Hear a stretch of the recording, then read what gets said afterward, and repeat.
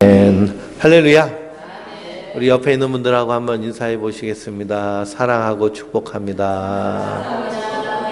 사랑하고 축복합니다. 하나님께서 주시는 은혜와 평강이 우리 성도님들 위해 늘 충만하시기를 주님의 이름으로 축원드립니다.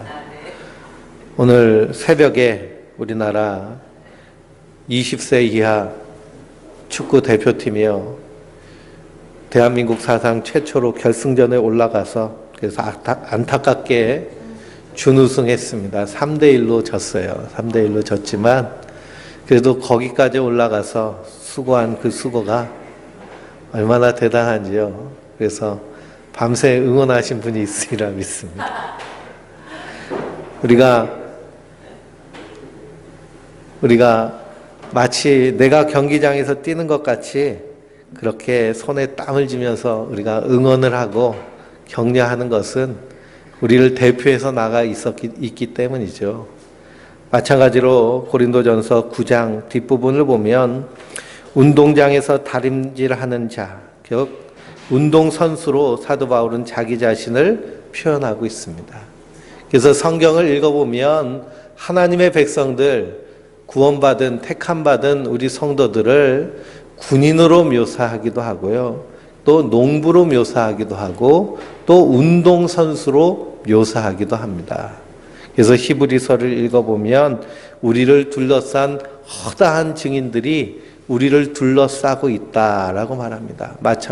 마치 큰 경기장에 응원하려고 모인 그런 응원하는 사람들처럼 경기장에 모여서요, 우리 한 사람 한 사람 우리 성도들이 이 땅에서 믿음의 싸움하는 것을 응원하고 있는 줄 믿습니다.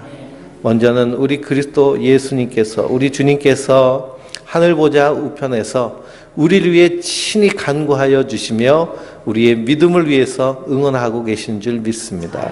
또한 우리 안에 성령께서 우리가 이 땅에서 믿음의 싸움을 넉넉히 이길 수 있도록 은사와 능력과 하늘의 좋은 그런 풍성한 그러한 은혜를 통하여서 우리가 이 땅에서 이길 수 있도록 인도하여 주실 뿐만 아니라 또한 응원하고 계시는 줄 믿습니다. 뿐만 아니라 앞서간 우리의 믿음의 선조들이 지금 하늘 보좌 우편에서 주님과 함께 우리를 응원하고 있다라는 사실을 잊지 마시기 바랍니다. 그래서 성도는 이 땅에서 마치 경기장에서 경기하는 선수와 같습니다. 그래서 성도는 이 땅에서 믿음의 선한 싸움을 하는 자들이죠. 믿음의 선한 싸움을 하는 자들. 그래서 구원받은 성도들을 하나님의 교회라고 부르는 것입니다. 누누이 말씀드리지만 교회는 절대 건물이 아닙니다.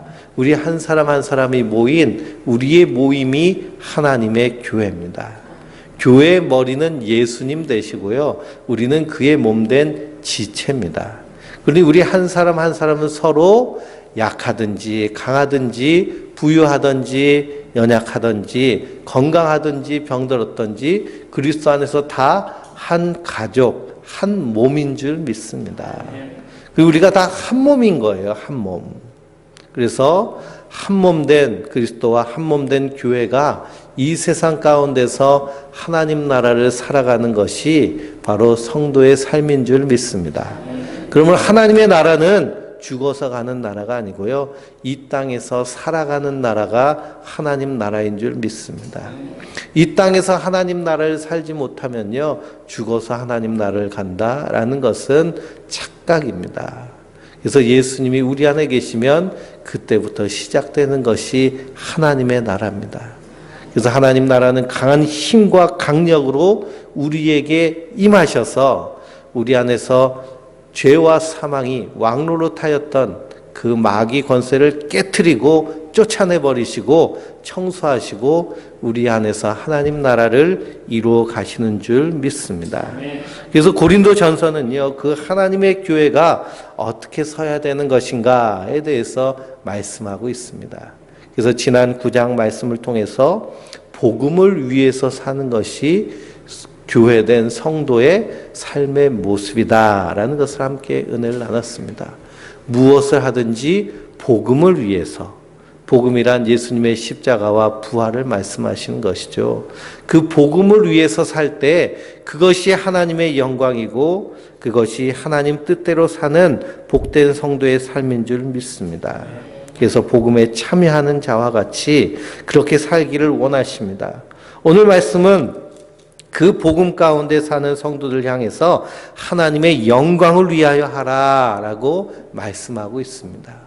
복음을 위하여서 사는 삶이 하나님의 영광을 위하여 사는 삶인데요. 오늘 1절 말씀해 보니까 형제들아 나는 너희가 알지 못하기를 원하지 아니하노라 라고 말씀하고 있습니다. 강한 부정의 부정은요, 강한 긍정을 말하는 것입니다. 그러니 알지 못하기를 원하지 아니하노라 라는 것은 어떻게 하라는 거예요? 반드시 꼭 알아야 된다라는 것입니다. 꼭 알아야 된다. 무엇을 알아야 되느냐? 이스라엘의 실패를 알아야 된다라는 것입니다. 이스라엘의 실패. 하나님께서 아브라함을 부르셔서 그 아브라함의 가정을 통하여서 한 민족 삼으십니다. 애굽에서 한 민족을 만드시고 애굽에 노예 생활하고 있는 그 이스라엘 백성들을 구원해 내셔서 가나안 땅으로 이끌어 가십니다. 가나안 땅으로 출애굽시키는 모든 여정이요, 우리 성도들이 구원받은 구원의 여정과 동일하게 진행되는 것을 우리가 발견할 수 있습니다. 그래서 하나님께서는 이 죄와 사망의 권세 가운데 있는 이 세상 가운데서 우리를 구원해 주셨습니다. 우리를 부르셨습니다. 그래서 교회는 에클레시아라는 헬라어로 말하고 있는데요. 에클레시아라는 말은요, 부르심을 받았다, 보내심을 받은 자들이 모여있는 이 모임이 에클레시아입니다. 그러니까 우리 성도님들 한 사람 한 사람이 다 뭐예요? 에클레시아입니다. 한번 해볼까요? 당신은 에클레시아입니다. 네. 에클레시아라는 말 어감이 참 아름답잖아요. 그렇죠? 에클레시아. 그래서 주님께서 우리를 불러주셨습니다. 이 세상 가운데서요, 건져내 주셨어요. 마치 애굽에서 노예 생활하는 이스라엘 백성들을 그 노예에서 끄집어내듯이 우리를 이 세상 가운데서 끄집어냈습니다. 그래서 더 이상 사망이, 더 이상 죄가 우리로 하여금 왕 노릇하지 못하고 그리스도의 생명이 우리 안에서 주인 노릇하는 것이 구원받은 성도의 모습인 줄 믿습니다. 그래서 애굽에서 건져내셔서요, 하나님이 이스라엘을 광야길을 걷게 하신 다음에 어디를 들어가게 하셨느냐? 가나안 땅으로 들어가게 하셨습니다. 그런데 우리는 가나안 땅, 젖과 꿀이 흐르는 땅, 그래서 가나안 땅을 천국이다라고 말하지만요, 사실 가나안 땅은 하나님 나라가 아닙니다. 가나안 땅은요, 오히려 애굽보다 더 우상이 더 많은, 그리고 거긴 치열한 생존 경쟁이 있는 곳이 가나안 땅입니다. 애굽은요, 아주 그냥 견고한 왕권이 자리 잡고 있기 때문에 그곳에는 안정적인 삶이 있었습니다. 그런데 가나안 땅은요, 남쪽의 7왕, 북쪽의 7왕이 서로 자리 다툼하면서 항상 전쟁이 끊이지 않는 곳입니다. 이 남쪽에 있는 애굽은 태양신을 숭배하는 그런 우상을 숭배하는 나라입니다. 그런데 저 메소포타미아에 있는 저 바벨론 지역에 있는 곳은 달을 숭배하는 사람들이 모인 곳입니다. 그럼 해를 숭배하는 사람과 달을 숭배하는 사람들이 가다가 중간에서 만나는 곳이 있는데요. 그곳이 어딜까요? 그것이 가나안 땅입니다.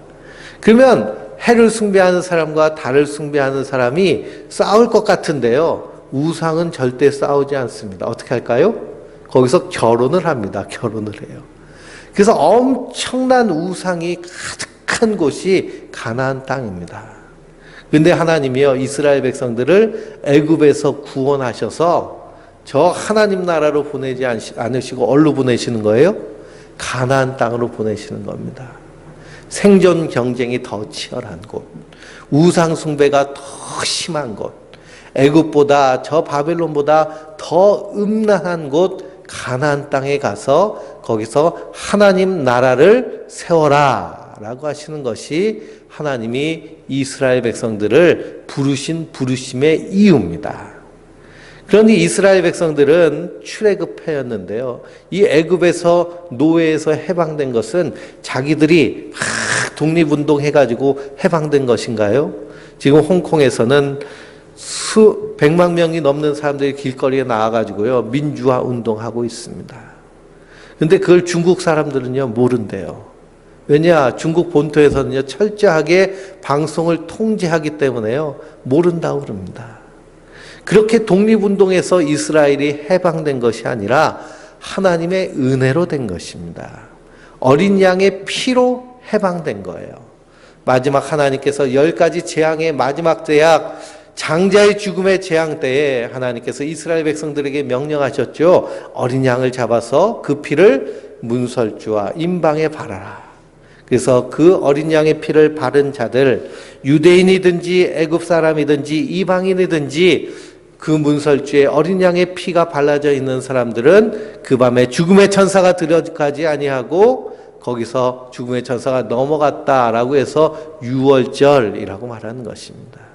그러니 유월절 어린 양의 피로 구원받은 사람들, 해방된 자들이 이스라엘 백성들입니다. 그러면 그들은 항상 뭐에 감사해야 돼요? 그 하나님의 은혜에 감사해야 됩니다. 그래서 그 은혜로 애굽에서 해방됐습니다. 그리고 그들이 홍해바다를 건너고, 그래서 오늘 이 1절 말씀해 보니까 우리 조상들이 다 구름 아래 있고 바다 가운데를 지나며 모세에게 속하여 다 구름과 바다에서 세례를 받고 신령한 음식 만나를 먹고요 신령한 음료 반석을 쪼개서 거기서 생수를 마셨습니다.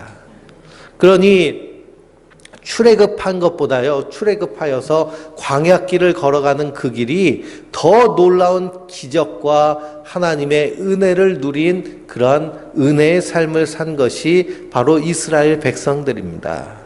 그 성도가요 이 땅에서 구원받아서 이 광야길을 세상길을 걸어갈 때 때마다 일마다 주시는 하나님의 놀라운 은혜가 있는 줄 믿습니다. 그렇게 하시는 이유는 무엇이냐? 가나안 땅에 들어가서 하나님 나라를 이루기를 원하신 하나님의 높으신 뜻이 우리 안에 담겨져 있는 줄 믿습니다. 우리를 구원하셔서요 바로 천국으로 집어넣지 않으시고 이 땅에 살게 하여 주신 것은 분명한 사명이 있다라는 것입니다. 그 사명은 무엇이냐? 하나님의 교회를 세워나가는 것이 우리의 사명인 줄 믿습니다. 이 땅에서 하나님 나라를 보여주는 것이요 성도의 사명입니다. 그리고 우리가 똑같이 세상에서요 세상 사람들과 똑같이 일해야 됩니다. 뿐만 아니라 세상에 믿지 아니하는 친구들, 믿지 아니하는 그런 동료들, 사람들 만나야 됩니다. 내가 예수 믿는다고요? 난 구원받았어. 저 사람들하고 이제 틀려. 그러면서 세상 사람들과 다 칼로 쳐버리면, 예? 나 혼자 성에 들어가는 것이잖아요. 예수 믿는 사람은 세상 가운데서 빛과 소금의 역할을 감당해야 될 줄 믿습니다. 그러니 이전에 만나던 친구들에게 변화된 나의 모습, 하나님 나라를 누리고 있는 나의 모습을 그들에게 보여주는 것이죠. 그러면 그들이 보면서 궁금해하는 것입니다. 아니, 쟤는 어떻게 교회 다니더니 예수를 믿는다고 하더니 삶이 이렇게 변화됐을까? 쟤는 똑같이 이렇게 힘들고 어려운데 어떻게 저렇게 평안할까? 담대할까? 용감할까? 그렇게 사랑할 수 있을까? 하는 우리 안에 성령의 이러한 열매들을 보고 그리고 궁금해서 물어보는 것입니다. 넌 어떻게 그렇게 살 수 있느냐? 사도 바울은 그때 뭐라고 했나요? 주 예수를 믿어라. 그리하면 너와 내 집이 구원을 얻으리라. 이렇게 복음이 증거되어져야 할 줄 믿습니다. 하나님 그 기쁘신 뜻을 가지고요 이스라엘 백성들을 애굽에서 꺼내서 그래서 가나안 땅으로 가게 하시려고 했습니다. 거기서 하나님 나라 제사장 나라의 역할을 감당하시기 시키시기 위해서 그들을 부르신 것입니다. 이스라엘 백성들이 출애굽해서요. 그래서 바로 가나안 땅으로 간 것이 아니라 중간에 들린 곳이 있는데요. 시내 산에 들렸습니다. 시내 산에 들려서 하나님을 만나죠. 거기서 하나님과 언약을 맺습니다. 그 언약은 무엇이냐? 이 세상 모든 만물이 다 나의 것이니 너는 나를 하나님으로 섬기고 나를 주인으로 섬기고 그리고 내가 너에게 명령한 것을 지켜 행하면 너희는 내 백성이 되고 내가 너로 하여금 제사장 나라를 삼으리라 라고 하시는 것입니다. 그러니 수백 년 동안 애굽의 노예 생활하던 그 노예들이 하나님 그들을 부르셔서 무엇으로 삼으신다는 거예요? 하나님의 제사장 나라 삼으신다는 것입니다. 제사장이 하는 일은 무엇이냐 하면 사람으로 하나님께 이끄는 일을 하는 것이 제사장이 하는 일입니다. 그러니 이스라엘 백성을 통하여서요, 이 가나안에 12민족들이 누구에게 나와야 되는 것이에요? 하나님께로 나아가는 것이 하나님의 뜻입니다. 그리고 하나님 살아계신 것을 이 세상 가운데 드러내는 것이 하나님의 백성, 제사장이 하는 일인 줄 믿습니다. 그런데 그들이 광야길을 걸어가면서 행한 일이 있습니다. 그것은 무엇이냐? 우상을 숭배하고 음행하고 원망 불평하다가 하나님으로부터 책망받습니다. 그리고 가나안 땅에 들어가지 못하고요. 광야에서 40년 동안 하나님의 인도함을 받다가 오직 애굽에서 나오지 아니하고 광야에서 출생한 사람들만 가나안 땅에 들어가게 되고 애굽에서 나온 사람들 중에는 여호수아와 갈렙만 가나안 땅에 들어가게 됩니다. 왜 그들이 가나안 땅에 들어가지 못하게 됐나요? 우상 숭배 때문에 그렇고 음행 때문에 그렇고 원망하다가 그렇게 되었습니다. 그래서 그들을 보며 너희는 거울을 삼아라 라는 것이 사도 바울의 말입니다. 너희가 알지 못하기를 원하지 아니하노라. 꼭 알아라 라는 것이 꼭 알아라. 이스라엘 백성들이 가나안 땅에 들어가지 못한 이유는 뭐예요? 우상 숭배했기 때문에 그렇습니다. 가나안 땅에 들어가지 못했다라는 것을 천국 못 갔다라고 생각하기보다는 하나님의 쓰임 받지 못했다. 하나님 원하신 뜻대로 사명을 감당하지 못했다라는 것을 받아들이는 것이 옳습니다. 왜 그들을 가나안 땅에 들어가지 못하게 했느냐? 우상 숭배했기 때문이죠. 하나님 우상 숭배하는 것을 가장 싫어하십니다. 근데 우상이란 무엇이냐? 꼭 무슨 이렇게 조각을 새겨서 거기서 비나이다, 비나이다 하는 것만 우상이 아니고요. 나를 위하여 행하는 모든 일들이 하나님 보시기에는 우상인 것입니다. 누구를 위해서요? 나를 위해서. 나를 위해서 행한다는 것은 나의 주인이 하나님이 아니라 누구라는 것을 드러내는 일일까요? 나 자신이라는 것을 드러내는 것입니다. 그러니 시내산에서 계약, 언약을 맺었다라고 한다면 하나님이 하나님 되도록 하나님을 위해서 하는 것이 무슨 일이든지 하나님을 위해서 하는 것이 하나님 기뻐 받으시는 일인 줄 믿습니다. 나를 위해서 하는 것은요 다 우상 숭배가 되어버리는 것입니다. 그러니 꼭 무슨 조각을 해서 거기서 절하는 것만 우상이 아니고요. 하나님과 나 사이에 있는 것이 우상이 되어버리는 것이죠. 그러니 음행하는 것도 결국 몸의 쾌락을 위하여서 행하는 일이기 때문에 그것도 하나님 앞에 원수되는 것입니다. 원망하고 불평합니다. 왜 원망하고 불평할까요? 우리가 내 인생에 대해서 원망하고 불평합니다. 왜 원망하고 불평해요? 내 뜻대로 되지 않으니까 원망하고 불평합니다. 우리가 운전하다 보면요, 확 성질 날 때가 있잖아요. 주로 언제 성질 날까요? 내 앞에 누가 껴들었을 때 성질 나는 겁니다. 감히 내 앞에 껴드냐? 그래서 그냥 화가 확 올라오는 것이죠. 그러니 모든 세상이 누구 중심이에요? 나 중심인 것입니다. 그러니 우리가 하나님을 섬긴다 하여도 여전히 우리 안에 어떤 모습이 있는 거예요? 우상 숭배자의 모습이 있는 것입니다. 그래서 우리가 하나님의 사람이 된다라는 것은 이 내 안에 있는 옛사람의 썩어져가는 구습이 날마다 죽고 내 안에서 주님이 나의 주님, 주님이 나의 하나님 되도록 그렇게 날마다 새롭게 태어나는 것이 성도의 삶인 줄 믿습니다. 그러니 이스라엘 백성들이 우상 숭배합니다. 우상 숭배하는 것도 다 10계명을 보면 너를 위하여 새긴 우상에 절하지 말고 라고 되어 있습니다. 우상 숭배도 사실은 다 누구를 위해서 하는 거예요? 자기를 위해서 하는 거죠. 비나이다 하는 이유는 나에게 복을 준다니까 비는 겁니다. 돌에게도 빌고 나무에게도 빌고 조각 만들어서도 빌고 다 내가 잘 된다니까 비는 것이죠. 조상에게 절하는 것도 조상이 내게 복을 준다니까 절하는 것이죠. 그렇죠? 단순히 추모의 의미로 드리는 제사는 없습니다. 그냥 어머니 기억하기 위해서 그리고 조상님들 기억하기 위해서 절하는 것이 아니에요. 그렇게 상다리가 부러지도록 거기다 차려놓는 이유는 뭘까요? 조상님이 복 준다는 얘기를 듣고요. 복 받으려고 그렇게 차려놓는 겁니다. 괜히 왔다가 아유 먹을 것도 없네 이 녀석 그러면서 저주할까 봐 겁나서 상다리 불어넣지듯이 채우는 것이죠. 다 누구를 위해서요? 나를 위해서 하는 것. 그래서 하나님 보시기에 나를 위해서 행하는 모든 것들은 하나님 보시기에 죄악인 것입니다. 그렇기 때문에 사도 바울은 누구를 위해? 복음을 위해, 하나님을 위해 살라라는 것이죠. 그러니 내 안에서 예수 그리스도의 그 풍성한 하나님의 사랑이 드러나면 하나님을 위해서요, 하나님을 사랑할 수 있습니다. 하나님을 위해서 나 자신도 사랑할 수 있습니다.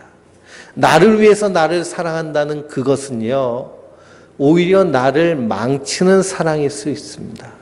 진정한 사랑이 되지 않습니다. 그래서 나를 위해 나를 좀 사랑하기로 했어라고 하는 행위들 보면 성형외과 가지고 얼굴 고치고 그리고 막 쇼핑을 하고 뭘 하고 하는 그런 행위들, 그러나 그런다고 내 안에 공허한 내가 채워지나요? 채워지지 않습니다. 하나님 안에서 나를 사랑할 때 진정으로 채워줄 수 있습니다. 그러므로 우리가 예수 믿고 하나님 나라를 세워가는 것, 내 안에서부터 하나님 나라를 세워가는 것입니다. 그것은 뭐냐? 예수님이 나를 사랑하듯이 그렇게 나를 사랑하는 것이죠. 그러면 내 안에 부족한 나, 내 안에 공허한 나, 내 안에 우울한 나, 내 안에 그런 상한 감정의 나를 사랑할 수 있는 나 자신으로 변화될 수 있는 줄 믿습니다. 그래서 나에 있는 모습 그대로를 사랑하는 것입니다. 하나님이 우리를 사랑하셨을 때요, 어떻게 사랑하셨나요?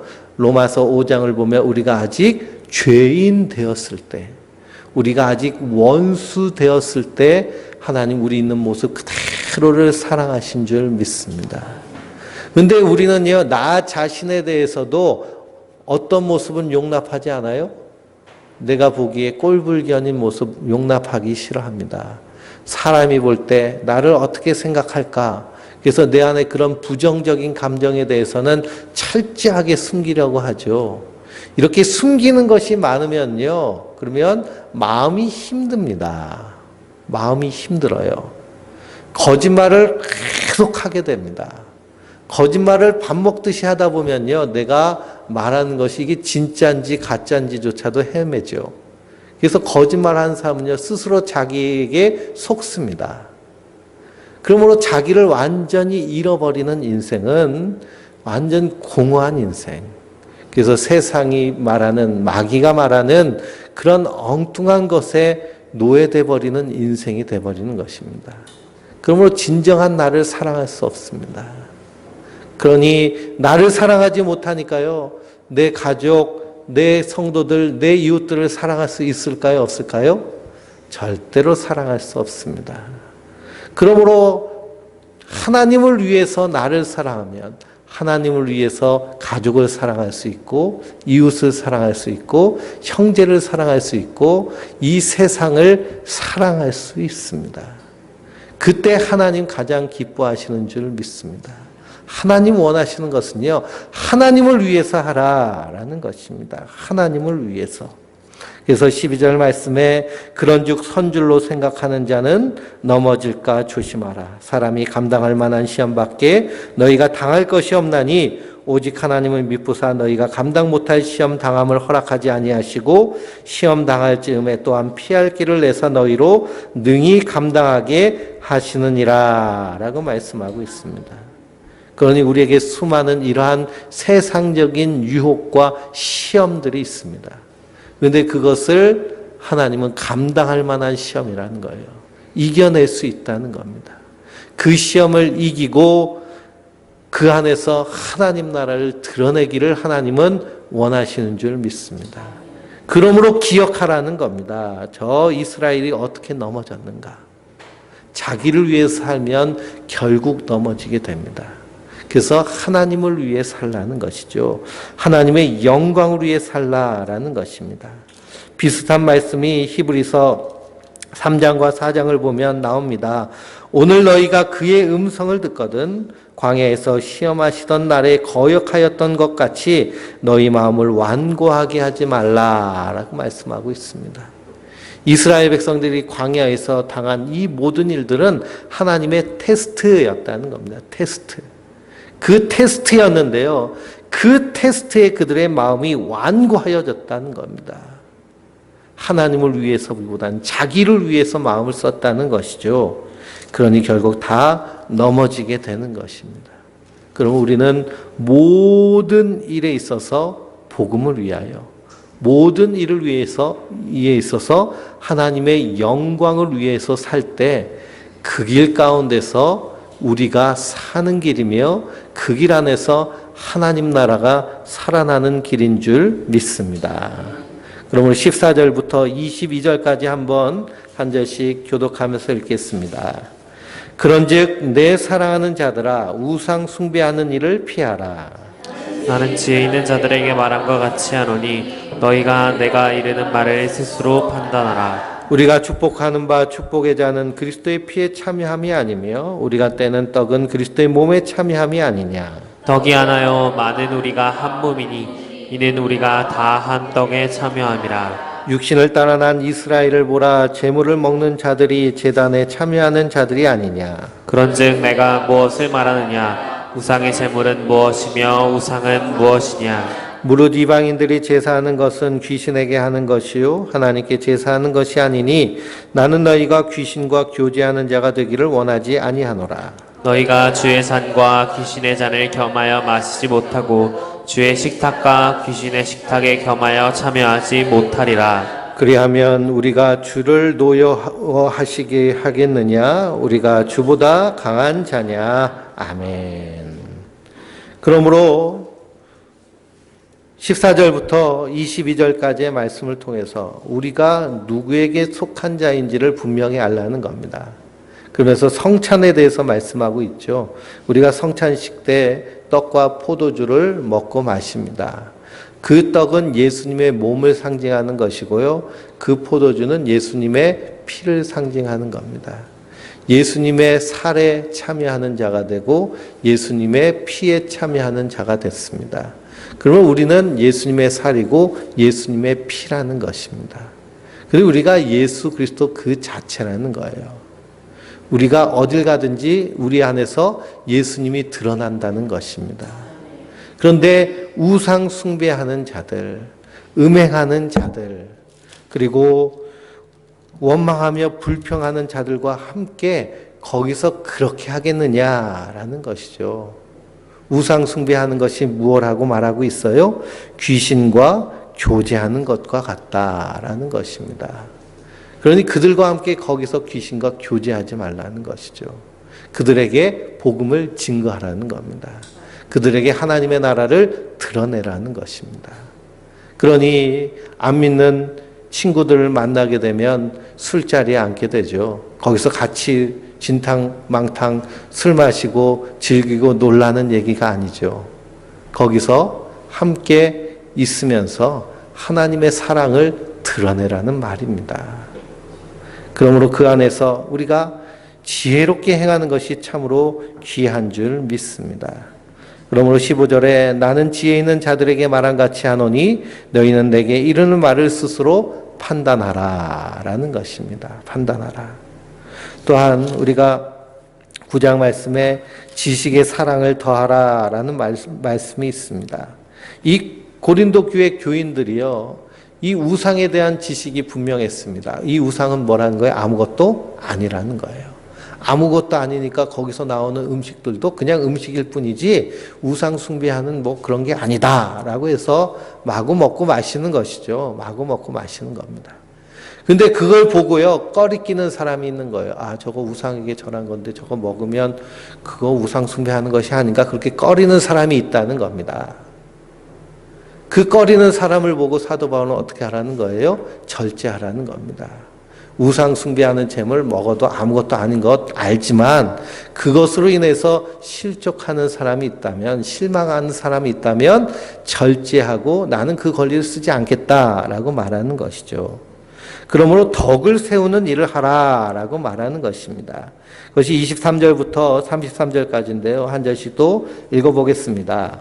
모든 것이 가하나 모든 것이 유익한 것이 아니요 모든 것이 가하나 모든 것이 덕을 세우는 것이 아니니 누구든지 자기의 유익을 구하지 말고 남의 유익을 구하라. 무릇 시장에서 파는 것은 양심을 위하여 묻지 말고 먹으라. 이는 땅과 거기 충만한 것이 주의 것임이라. 부실자 중 누가 너희를 청할 때에 너희가 가고자 하거든 너희 앞에 차려온 것이 무엇이든지 양심을 위하여 묻지 말고 먹으라.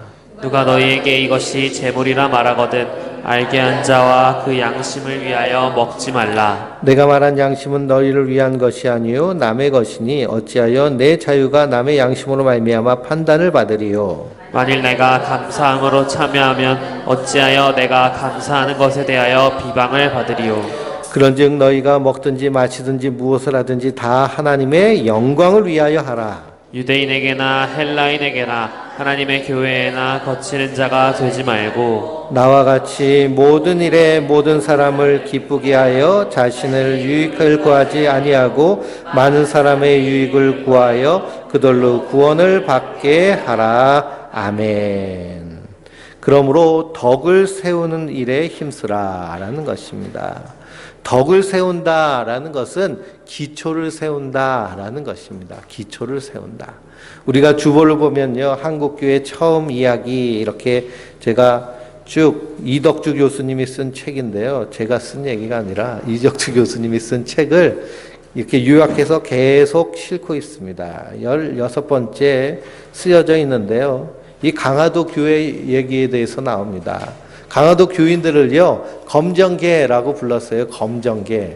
왜 그러냐? 이 하얀 옷은 때를 타잖아요. 그러니까 검게 이렇게 먹을 묻혀가지고요, 실용적으로 까만 옷을 입고 다녔습니다. 강화도 교인들이. 근데 그들이요, 예수 믿고 구원받고서요, 너무 감사해서 다 이름을 바꿨습니다. 바꿨어요. 믿을 신자를 가운데 넣기도 하고요. 그리고 나 처음 믿었다 그래서 한일자를 넣기도 하고 돌림자를 썼습니다.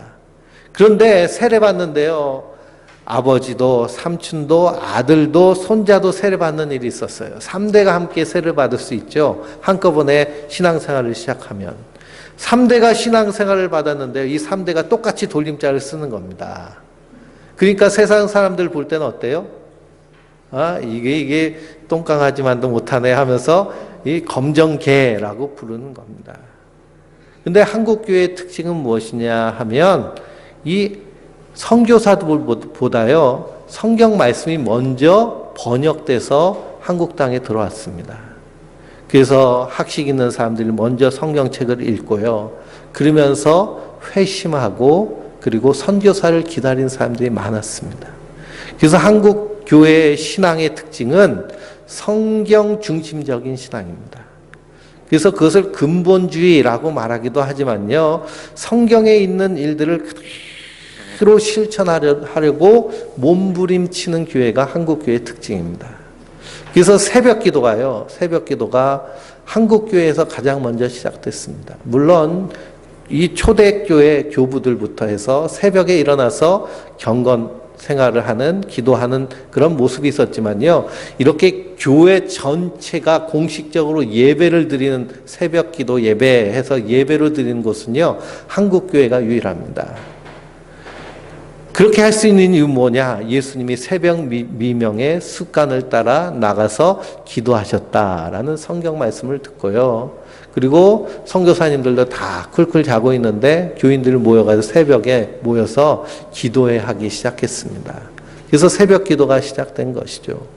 그리고 강화도 교회 얘기를 쭉 연재한 것을 읽어보시면 알겠지만 너희가 하늘에서도 땅에서 풀면 하늘에서도 풀릴 것이요 땅에서 매면 하늘에서도 매일 것이다 라는 그 말씀을 듣고 또 초대교회 성도들이 자기 것을 자기 것으로 여기지 아니하고 다 서로 나누고 종이나 자유자나 남자나 여자나 관계없이 다 한 교회 한 몸을 이루었다라는 말씀을 듣고요.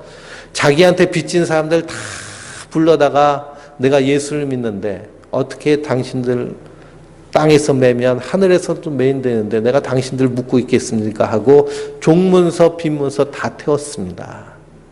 그러니 한 마을이요 전체가 다 예수 믿는 그런 역사가 일어나는 것이죠. 이 구한말에는요 그 동네의 가장 큰 부자가요 거의 그 동네를 다 좌지우지하는 부를 가지고 있었습니다. 그러니 그 밑에서 일하는 사람들이요 다 소장농이고 다 빚 얻어서 쓰고 다 밭 붙여서 먹고 사는 사람들인데 갑자기 불러가지고 그래서 땅 문서, 집 문서, 그 차용증 다 태워버리니까요. 얼마나 기쁘고 감사하겠어요. 이런 초대교회의 그런 회복의 역사가 한국교회 초대에 일어났습니다. 우리나라가 이 일본에 이렇게 식민지로 넘어가기 전에 일본에게 수많은 차관을 빌려왔기 때문에 그 빚 때문에 나라가 넘어간다라고 해서 국채보상 운동이 시작됐습니다. 우리가 모아서 이 나라 빚을 갚자. 그 시작한 것이요 다 기독교인들이 시작했습니다. 자기 것을 자기 것으로 여기지 않는 모습. 이런 것들이요 다 덕을 세우는 한국교회가 이러한 기초 위에 세워진 것입니다. 덕을 세운다는 것은 기초를 세운다는 것입니다. 그래서 우리가 믿음의 앞선자로 어떤 모습으로 신앙생활을 하고 믿음이 연약한 자들을 위해서 어떻게 배려하고 사랑하느냐에 따라서 우리의 믿음의 후손들, 믿음의 그런 뒤에 쫓아오는 사람들이 그 기초 위에 믿음이 세워진다라는 사실입니다. 그래서 한국교회요 이렇게 든든한 기초 위에 세워진 것이 한국교회입니다. 근데 그 후손들이요, 그 믿음의 기초 위에 든든히 서지 못해서 한국교회가 이렇게 어려움을 당하고 있지만, 그럼에도 불구하고 우리 성도 한 사람 한 사람이 이런 든든한 기초 위에 서 있으면, 그러면 아무리 악한 마귀의 불같은 시험이 올지라도 넉넉히 이길 수 있는 줄 믿습니다. 그래서 지식에 사랑을 더하는 것, 이것이 덕을 세우는 일입니다. 형제를 위하여 복음을 위하여 하나님의 영광을 위하여서 사는 것이 성도의 마땅한 삶의 모습인 줄 믿습니다. 우리가 전도를 하는 것도요. 전도를 하는 것도 사랑하기 때문에 전도를 해야죠. 전도를 하기 위해서 전도를 하면 그것은 하나님 원하시지 않는 것입니다. 사랑하기 위해서 전도하는 것이고요. 사랑하기 때문에 전도하는 것입니다. 왜 그럴까요? 가장 큰 사랑은 어떤 사랑이냐? 하나님 앞에 서는 것이 가장 큰 사랑입니다. 하나님께로 인도하는 것이 가장 큰 사랑입니다. 아무리 집을 사주고 돈을 주고 땅을 사주고 생명을 자기 장기를 준다 하여도 우리 인생은요 여기서 끝나는 것이 하나님 앞에 서는 것인데, 하나님 앞에 섰을 때 구원받은 영혼들, 천국을 누리는 영혼들, 그것처럼 더 큰 사랑은 없기 때문이죠. 그 사랑을 받았으니 그 사랑으로 주님 앞으로 인도해 오는 것, 그것이 가장 큰 사랑인 줄 믿습니다. 그래서 사도 바울은 무슨 일을 하든지, 너희가 먹든지 마시든지 무엇을 하든지 다 하나님의 영광을 위하여 하라 라고 말씀하고 있습니다. 우리가 일하는 사업도 하나님의 영광을 위해, 우리가 가정에서 서로 생활하는 것도 하나님의 영광을 위해. 근데 요한복음을 보면 하나님의 영광은 십자가잖아요. 십자가. 예수님처럼 섬기고 예수님처럼 사랑하고 예수님처럼 낮아지는 것, 이것이 가장 기뻐하신 하나님의 영광인 줄 믿습니다. 그렇게 하나님의 교회가 세워져 가야 될 줄 믿습니다. 그러므로 이스라엘 출애굽하여서 하나님의 놀라운 기적을 봤음에도 가나안 땅에 들어가지 못한 그 모습을 기억하고, 우리는 이 땅에서 복음을 위하여, 형제를 위하여, 하나님의 영광을 위하여 모든 일에 덕을 세우며 그러한 복된 선택을 함으로 말미암아 우리의 인생 가운데 하나님 나라가, 우리 공동체 가운데 하나님 나라가 든든하게 세워지는, 그 안에서 하나님 주신 기쁨과 감사와 감격이 넘쳐 흐르는 하나님의 사람들 되시길 주님의 이름으로 축원드립니다. 기도하시겠습니다.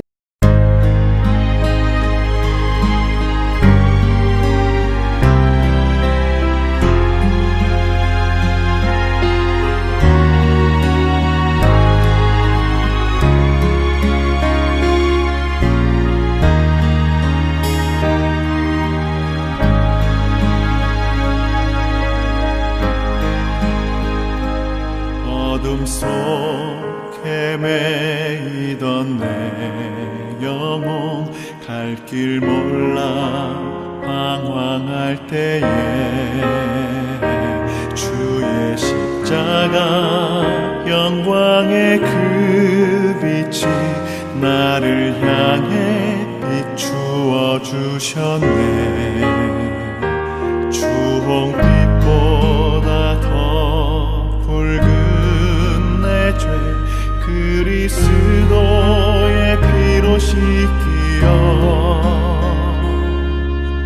완전한 사랑 주님의 은혜로 새 생명 주께 얻었네.